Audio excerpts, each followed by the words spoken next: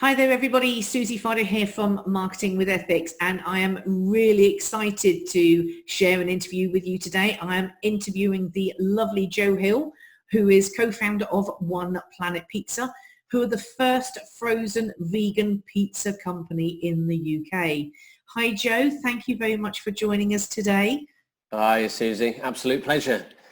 No worries. Now, the reason why we got in contact with you and wanted to interview you was because you were actually posted in Business Leaders, 25 most sustainable companies out there to save the planet. So tell us about One Planet Pizza. What is it you do? What is it exactly? Yeah, sure. So One Planet Pizza started as an idea back in 2016, so not that long ago. So my dad, Mike, who's the other director of One Planet Pizza, he was having a conversation with one of his sort of long-term vegan friends called Tanya, and they realised that the vegan market had just exploded for various reasons back then, and one of the big growing areas was particularly the food sector. Everyone was looking for replacement plant-based options where they could easily, drop their meat and dairy consumption. And there were loads and loads of options turning up on the supermarket shelves. But one thing that there was a real gap in was the frozen pizza sector, and in particular the high range premium, artisans pizzas as well. There just wasn't a vegan option. And so they had this conversation. They brought it to me because I turned vegan about a year or two before that. And we all just had an amazing conversation, and we realized that this is just something that I think we were put on this earth to do, because we're all vegans. We love our food. We'd already been making pizzas since we were young, and it was just a great opportunity, and there was just nothing out there like it. And we thought, this is what we want as vegans. So this is what we're going to produce for other vegans and for people to help make it easier for them to eat less meat and dairy as well. Yeah, so, I have to say, as someone who converted to veganism about 4 years ago now for myself. Yeah. It's not that I didn't love the taste of meat. It was the fact that I didn't want to harm the animals. It was very much from an environmental point of view. So to have things that don't feel like you're missing out. That's it. Yeah, especially in social situations. And much better for yourself. And pizza is one of our favourite. So yeah. Excellent. So you launched, was it just the one flavour that you launched with initially, or did you go straight into having a variety of flavours available? Yeah, back in 2016, after that initial conversation, we hit the ground running. So me and Mike and Tanya all spent lots of late nights in our kitchens, experimenting with pizzas, going right back to the basics. So stripping them back to the very simple basic pizza ingredients, the tomato sauce, and making it all from scratch, and taking out all the nasty artificial stuff that you see in frozen pizzas on the shelves, and saying, what can we put in these to make them healthier, keep them plant-based, but make sure we're never going to compromise on the flavor.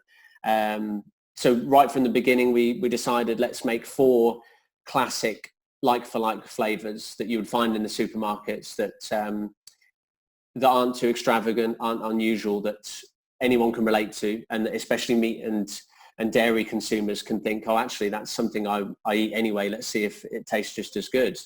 So we started off with the margarita, the Hawaiian, the fungi feast, and the roasted med veg, and just really simple classic flavors, nothing too out of the ordinary, or something that people might look twice at and think, I've never had that before. That's really strange. Why would I try that?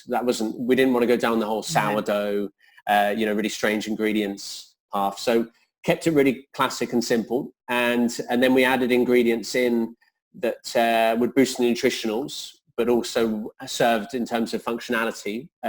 So we had chia seeds, which as a vegan, pretty much everyone knows contain all the essential amino acids, and really high in protein, really high in fiber, and omega-3 as well. So we put those in our tomato sauce, firstly for the health benefits, but then we realized it was actually creating a natural thickener, which could replace the artificial thickeners that other people use. So that was a brilliant good tip. Yeah, that was one of our top tips. At the moment, they just go in my smoothies. No, they're really good for savoury sauces to thicken them up. That's one of our tricks. But we also used flaxseed and put them in our bases. We ground those up, and that gave our bases a really unique flavour. You can see the flaxseed in them, and obviously much healthier as well.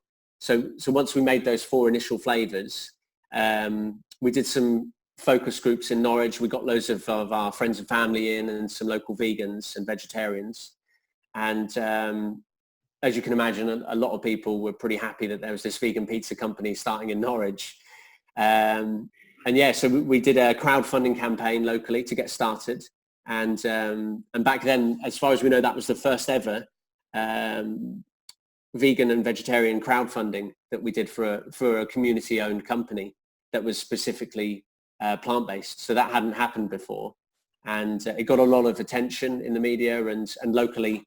We had a lot of vegans and vegetarians really keen to invest, so that they had a slice of the business, is the pun we always use.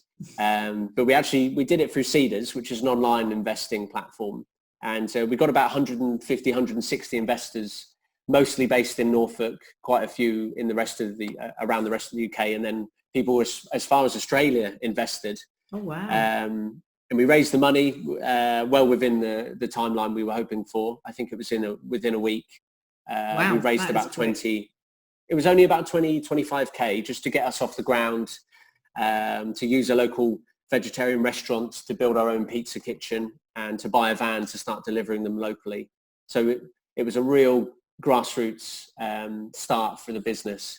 Really, just me and Mike. I was delivering the pizzas. We were both making them in the evenings, and then it just snowballed from there. Really, from that first cook, we got into 2 local vegan shops. One of them's a sort of retail store and called the Little Shop of Vegans, and we're still stocked in there today. And the other one's Tofurai, They won an award recently as well, didn't they? Yeah, no, they did, which is brilliant. Yeah, we know Rachel really well. We've been around about as long as her, so it's really exciting to be good, nice and close and friendly with her. And then Tofurai were us other first stockists in Norwich who make all their amazing tofu in Norwich into sausages, burgers, and lots of other products using soybeans grown in Norfolk, which is amazing. Wow.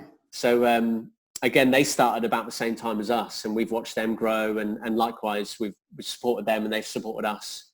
And yeah, from those first 2 stockists, we were getting lots of inquiries from all over the country and from Europe saying, how do we get hold of your pizzas? Everyone's asking about them. How can we get them in Kefalonia? We'll work on that. Stockists out here in Greece. To be honest, I don't think so. I know we've got stockists appearing in Spain, Germany, Holland. So we've even got one in Abu Dhabi, actually. So wow. we are spreading our wings, but very slow and steadily as well. But yeah, so every month we were getting new stockists. I was delivering the pizzas, and it was just getting out of control. We were getting so many new requests that we had to crowdfund again to build a purpose-built kitchen, which is where I am at the moment, with an office over the road, and we're now producing about 2,000 a week. Wow. And we went from 2 stockists to 30 in about a month or 2, and then yeah, and that kept doubling for a while, and then eventually we had to get a couple of wholesalers on board to help us distribute them, because we just couldn't do it ourselves anymore. And yeah, that's been increasing ever since. We're up to about 6 wholesalers now, and we're now in 450 stockists across the country. And these are all independent health stores, which is what we've always focused on to start with. And this is exactly why you are the kind of business that we want to interview, because that is an immense amount of success in such a short space of time. Now, you say obviously your actual product is vegan, but are there other ways that you say that, your product actually helps as far as the environment is concerned? Why is it important for it to be environmentally friendly? Yeah, I mean, that's at the core of everything we've done, is not just making a sustainable pizza that is healthier for people and is plant-based, but also looking at what else we can do as a business to sort of lead the way and be as sustainable as possible, and be responsible for that, and promote it, almost to shout about it and be proud of it. So we look at we source our ingredients as locally as we can. So we get our rapeseed from Crush, who are based in Norfolk. and that reduces, the carbon footprint in terms of the, how far they have to deliver. We only use packaging companies based in Norfolk. So Anglia Print do our sleeves that go around the pizza boxes, and they're actually one of the most sustainable printing companies in the country. They've won numerous awards, and everything they do for us is carbon positive certified, which means that they don't just offset their carbon emissions when they produce their materials, but they actually go one step further and plant more trees than they have to balance it out. And they also use recycled materials, but also for our pizza boxes. I've actually got one here, which is convenient. So this is Anglia Print, which is the carbon positive sleeve. And the boxes, we found a local company who use vegan inks, and the box itself is made from part recycled materials, but also this can be fully recycled, or even better, you can compost this at home, which was a big thing for us. So we were the first pizza company in the UK to do this, where you can just put this in your garden waste at home or bury it in your garden and it'll biodegrade. So the packaging we're very happy with. The actual pizza ingredients we're really happy with. And what we also do is we try and support local businesses wherever we can and encourage people to shop independent and support local. And we do that by championing our local stockists. We deliver to them ourselves every week to reduce the carbon emissions, again, by the transports. So it's just always looking at ways we can improve. And it's building relationship at the same time. Exactly. Yeah. So there's lots we do locally. But one of the big ones is that we champion plant-based diets on the pizza box. So on the back we have a reference to the fact that the pizzas are a lot healthier for you. And also we talk about how we were the first UK vegan crowdfunding company. But the middle part of the back label, it says cutting meat and dairy products from your diet can reduce your carbon footprint by up to 73%, which is enormous. And we champion the fact that we think changing your diet is the single easiest thing you can do that has the most impact on reducing your carbon footprint as a consumer. And we worked with an Oxford graduate researcher called Joseph Poor, and I can send you your details. He's the guy who published a really famous article last year and the year before about the different carbon emissions for different food types. You may have seen it. It featured in The Guardian, and it made a lot of noise in the UK press, and got a lot of attention with vegans in particular, because he was basically saying the best thing you can do to reduce your carbon footprint is go vegan or reduce your meat and dairy. So that's fantastic. I mean, it just shows that, like, collaboration, local community work, and you know, it's not necessarily just the product itself, it's everything pertaining to the product. So, as far as the packaging, the printing, everything like that, and that can make a massive, massive difference. Yeah, and hopefully, as far as your actual marketing itself is concerned, what areas of marketing have you tried since you started? We were quite modern in our approach to marketing. So from the start, it's all been about social media for us. We've never had a lot of money because most of it's always gone into increasing our production, which means buying kitchen equipment, investing in the van, investing in the wholesalers in terms of what their marketing requirements are. So any money that we've had has gone into social media, which most of the time is free, apart from obviously the hours that you put into it. And that can be a lot of hours. That's it. Yeah, so mostly just time. It's been building up a massive following, in particular on Instagram, and then Twitter, and then Facebook, and just creating a brand that has a story, which is one of the only things I think one of the larger brands, the big conglomerates can't replicate. They can't. They can beat you on price. They can beat you on, pretty much everything else apart from what's unique to you, which is your story. So that's something we've always believed in strongly, that we've got a great story to tell. So let's make sure everyone can hear it. And also let's talk about how, we are leading the way, and we're probably further ahead than a lot of the much larger brands in terms of being sustainable and being genuine with our customers and trying to give them something that's much more than just a pizza. Excellent. And what would you say is your biggest marketing success? I mean, obviously getting on the top 25 list is pretty damn good. Yeah, that is actually. I mean, I've just done some local TV interviews. We've been on local radio quite a bit. We featured on BBC last year or the year before when they did an interview with one of our stockists, and we were a champion product. But in terms of marketing, one of the best things for us has been winning the National Veg Fest Award. So we won that 2 years in a row, 2017 and 2018 for best frozen ready meal and best vegan fast food. And a lot of that was down to social media. You know, that's us getting the message out there every day saying, come and vote for us if you like the product. For you. Yeah. Yeah. So that was massive for us. We really, you know, that was a big push in terms of our marketing. And then also we won the Viva Best Vegan Pizza Award this year. So again, that's really helped raise awareness. Come up with the idea was it 2015, 2016? Yeah, so we came up with the idea end of 2015, and then we started the business in 2016. Working on it 2016. By 2017, you're winning awards. Yeah. I mean, luckily there aren't many other vegan pizzas out there, so we were leading the way. But an award is an award. Award, yeah, exactly. And like you say, it's also something as massive as Veg Fest. It's the publicity that goes with that. So, you know, it certainly does help. Excellent. I mean, as far as marketing is concerned, what would you say has probably been your biggest obstacle for your business?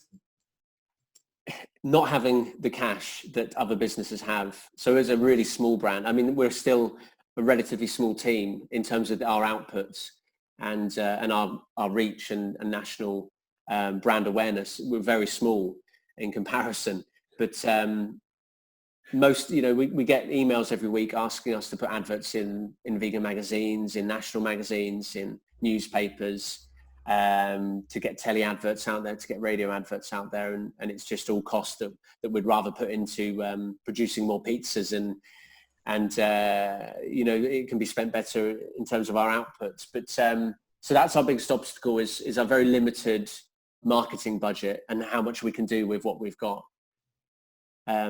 So yeah, that's again is where you have to get smart, and you have to think, you know, we've got this story which can be our marketing tool. How do we get it out there without spending money we don't have? Yeah. And as far as a marketing tip, so if you had a brand new eco business out there just starting out, what would be your one marketing tip that you would give them? Well, I would say that the biggest learning curve for me has been get yourself known. So, and that's not just in terms of consumers and getting your product out there, but it's connecting with other brands whose ethics align with yours. And you've got to be thinking about bigger brands who have a great reach, have a great brand awareness, and their customers, you know, think about the customers who might want to buy your products or services as well, and how you can tie in with those brands and share their customers and their followers and their reach. So when we were starting up, we connected with some of our favorite vegan brands. We did giveaways, competitions. We met up with them, did stories, did posts together, and without spending a lot of money and without impacting on them too much, we were just piggybacking off their followers, and their customers were actually still buying their products, but they could say, oh, actually, you know, this is a complimentary product. This is something else I'd like to buy as well. And so it was working for everyone. And it's not just, and it's not just for brands. It works for us. It worked a lot for ambassadors. So we teamed up with YouTubers and bloggers and influencers right from the start, because we've got something great for them. You know, they all love vegan pizza, and it's something they haven't been able to get before.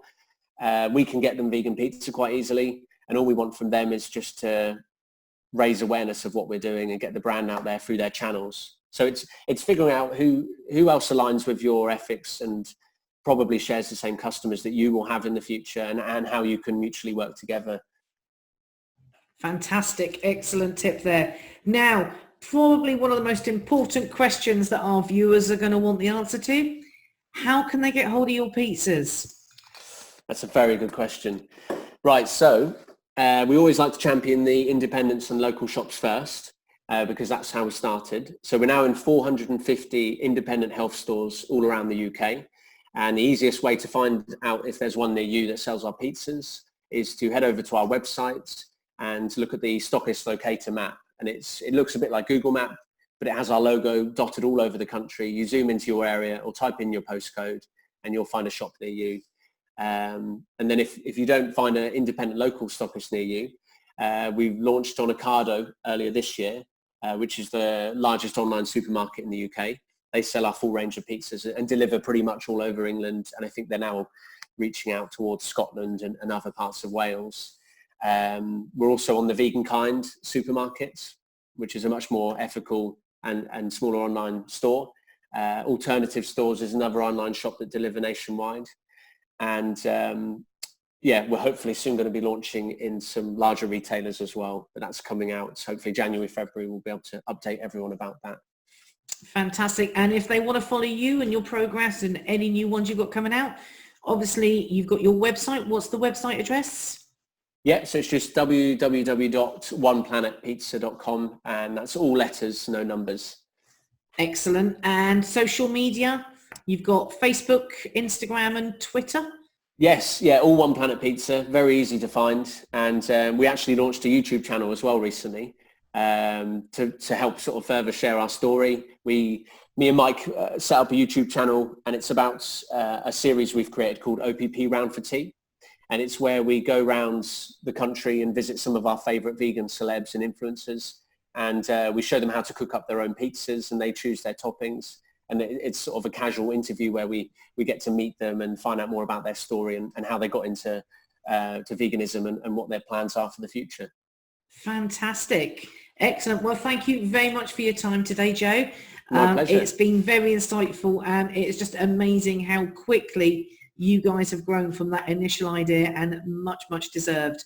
So if you do want to get hold of Joe Hill, just look out for oneplanetpizza.com, and also the Facebook, Instagram and Twitter is One Planet Pizza, or check out the stockists on their website and grab a pizza near you. Thank you very much for your time, and I will speak to you all again soon.